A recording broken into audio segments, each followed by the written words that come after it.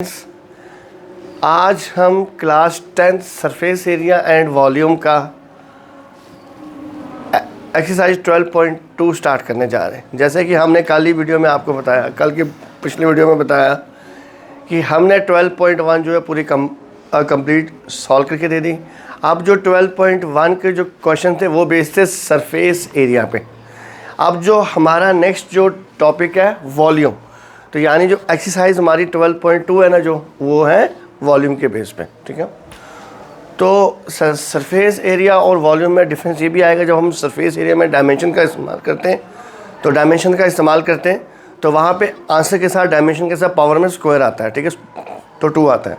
But in case of volume के case में जब भी आप आंसर निकालेंगे, डायमेंशन जो भी इस्तेमाल करेंगे, यूनिट्स जो भी इस्तेमाल करेंगे, तो उसके लिए क्या होगा, आंसर के साथ हमेशा क्यूब आएगा। ठीक है, तो स्टेप हमारे वही रहेंगे। आप क्वेश्चन को रीड करते हैं। क्वेश्चन क्या कहता है, a solid is in the shape of a cone, यानी एक सॉलिड है जो कि कोन की शेप है, standing on a hemisphere with both their radii and being equal to 1 centimetre and the height of the cone is equal to its radius. Find the volume of the solid in terms of pi. हम लोगों के पास एक solid है जो कि कोन की shape का है। अब वो जो कोन की शेप का जो सॉलिड है वो सरमाउंटेड है किस पर, हेमिस्फीयर पे।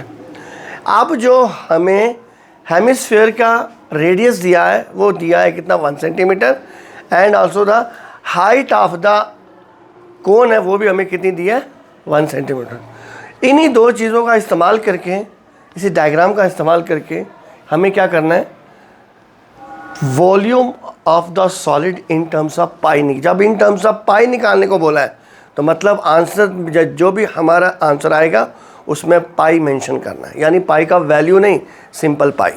तो जब यहाँ बोल दिया पाई तो यहाँ पे हम पाई का इस्तेमाल नहीं करेंगे। तो क्या करेंगे, सबसे पहले वही सेम स्टेप 1 लेंगे।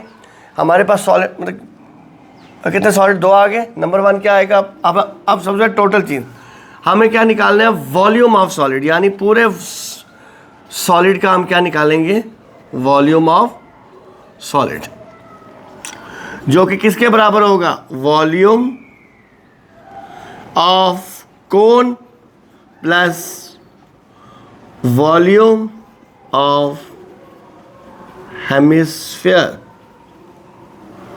ठीक है,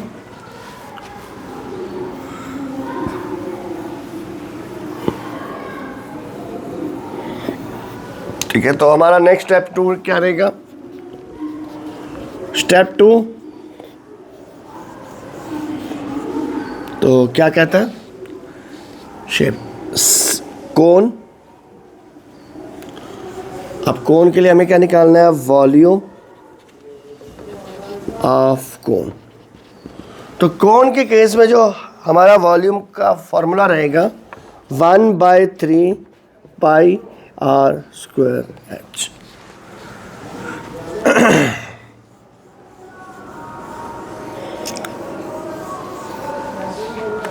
तो डालते हैं वैल्यू 1/3 पाई, आर का वैल्यू क्या दिया है, 1 का स्क्वायर इंटू हाइट कितना दिया हुआ है 1।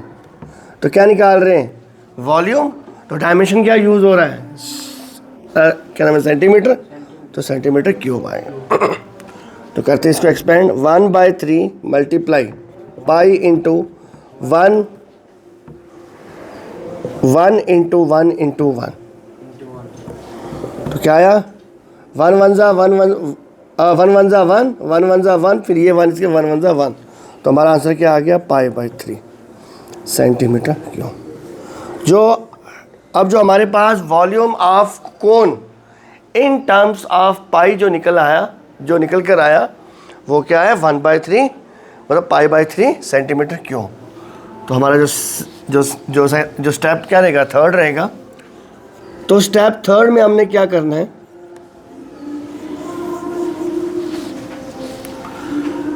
वॉल्यूम ऑफ हेमिस्फीयर, जो कि किसके बराबर है, 2/3 pi R cube, 2/3 pi R cube.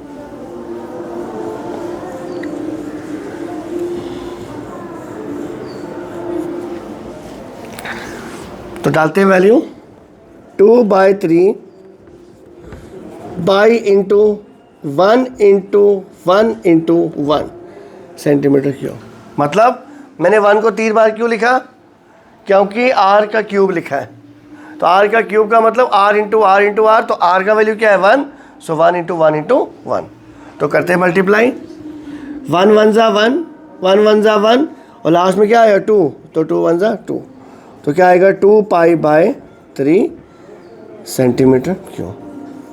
यानी वॉल्यूम ऑफ हेमिस्फेयर हमारा क्या निकल कर आया 2/3 πr क्यूब, 2/3 पाई सेंटीमीटर क्यूब। अब हम स्टेप 1 को दोबारा के नाम रिपीट करेंगे। तो क्या था हमारे पास volume, total volume of solid. तो वॉल्यूम ऑफ सॉलिड की किसके बराबर है? वॉल्यूम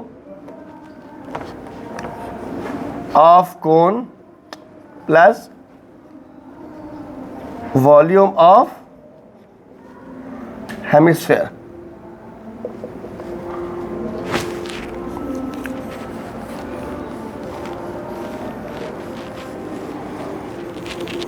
ठीक है। अब हमारे पास जो वॉल्यूम ऑफ कोन क्या निकल कर आया था, देखें π/3, यानी मैंने क्या बोला था अभी, हमने वॉल्यूम का value volume of cone in terms of pi निकाला। तो क्या निकल कर आया π/3 प्लस 2π/3 सेंटीमीटर क्यूब। यानी ये 2π/3 कहाँ से आया? मैंने वॉल्यूम ऑफ हेमिस्फीयर निकाला। ठीक है, अब दोनों को ऐड किया। अब ये दोनों, अब आप देखिए दोनों का डिनोमिनेटर क्या है, सेम।